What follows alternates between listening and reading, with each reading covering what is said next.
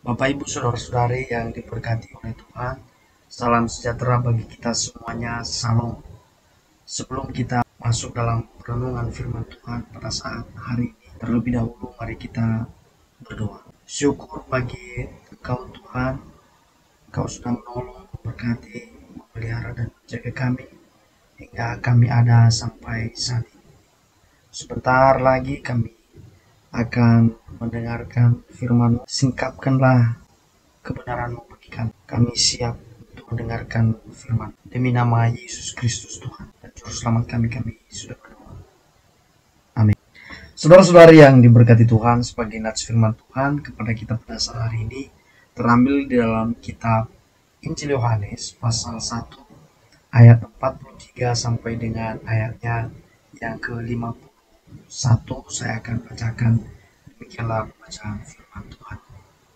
Pada keesokan harinya, Yesus memutuskan untuk berangkat ke Galilea. Ia bertemu dengan Filipus dan berkata kepadanya, "Ikutlah aku." Filipus itu berasal dari Betsaida, kota Andreas dan Petrus.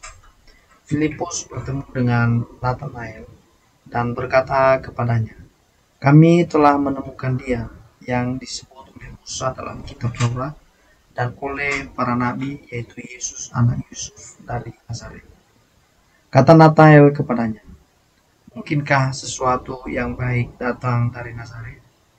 Kata Filipus kepadanya, "Mari dan lihatlah."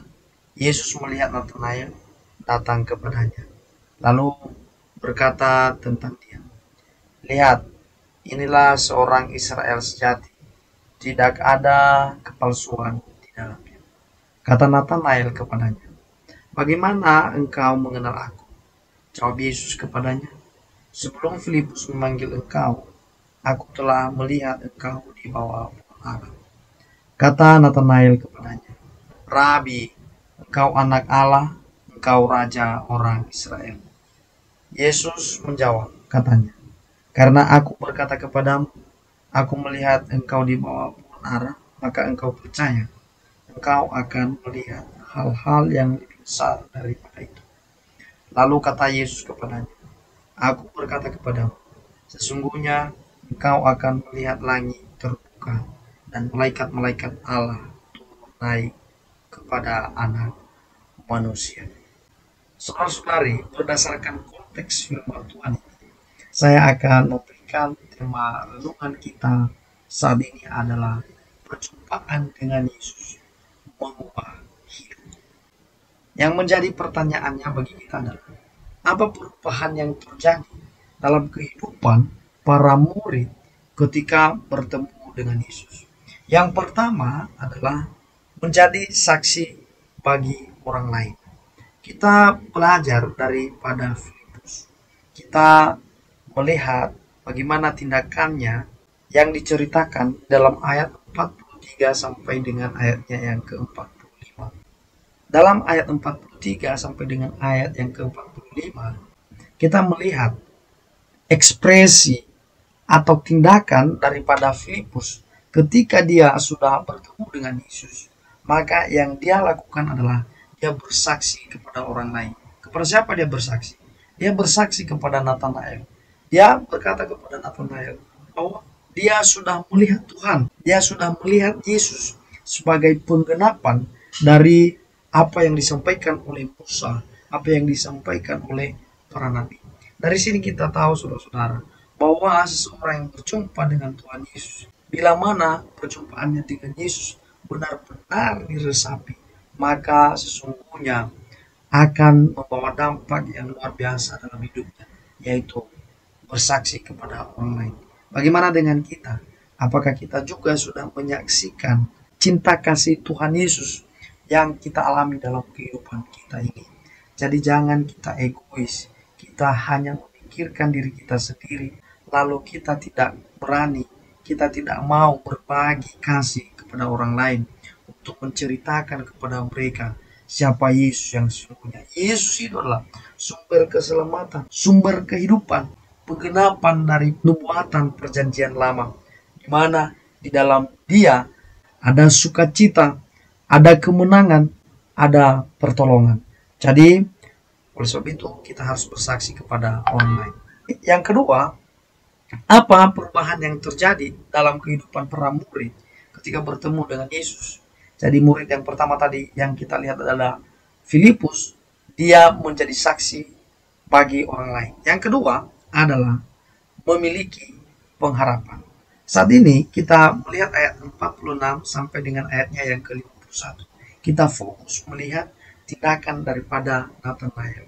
Disebut di dalam kitab Injil nama lain daripada Nathanael ini adalah Bartolomeus. Awalnya ketika Filipus berkata kepada Nathanael bahwa dia sudah melihat Tuhan, dia sudah melihat Yesus sebagai penggenapan dari nubuatan perjanjian lama. Awalnya Nathanael meragukan hal itu. Makanya dia berkata di dalam ayat yang ke-46, mungkinkah sesuatu yang baik datang dari Nazaret? Jadi dia awalnya ragu-ragu.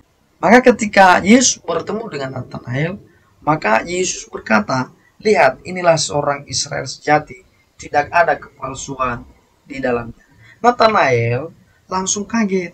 Dia berpikir, orang ini kok berbeda dari yang lain. Kok dia bisa tahu bahwa saya ini adalah seorang Israel? Oleh sebab itu, maka di ayat 48 itu, Nathanael berkata kepada Yesus, bagaimana engkau mengenal aku? Nah, apa yang dikatakan oleh Yesus kepada Nathanael? Sebelum Filipus memanggil engkau, aku telah melihat engkau di bawah pohon ara. Akhirnya, pernyataan Yesus inilah yang membuat Nathanael beriman, percaya, yang kemudian Nathanael ini memiliki pengharapan kepada Yesus. Jadi dia percaya bahwa Yesus itu adalah benar-benar sungguh penggenapan di dalam nubuatan perjanjian lama yang sudah dituliskan oleh Musa, yang dinubuatkan oleh para nabi di dalam zaman perjanjian lama. Jadi akhirnya hal ini membuat Nathanael memiliki pengharapan yang teguh kepada Tuhan Yesus. Dia mengakui bahwa Yesus adalah Tuhan. Dia mengakui bahwa Yesus adalah Mesias, Raja Israel. Saudara-saudariku yang diberkati Tuhan, perjumpaan Nathanael dengan Tuhan membuat dia memiliki pengharapan dengan Tuhan. Bagaimana dengan kita saat ini? Apakah kita juga memiliki pengharapan kepada Tuhan? Apakah kita juga senantiasa bersandar kepada Allah? Saya mau bilang bahwa dalam Yesus itu adalah ada pengharapan. Di dalam Yesus itu ada kepastian. Di dalam Yesus ada jaminan. Dia yang akan menjamin hidup kita. Dia yang akan menyertai kehidupan kita saat ini sampai selama-lamanya. Tuhan Yesus berkati. Kita berdoa. Terima kasih buat firman-Mu hari ini Tuhan.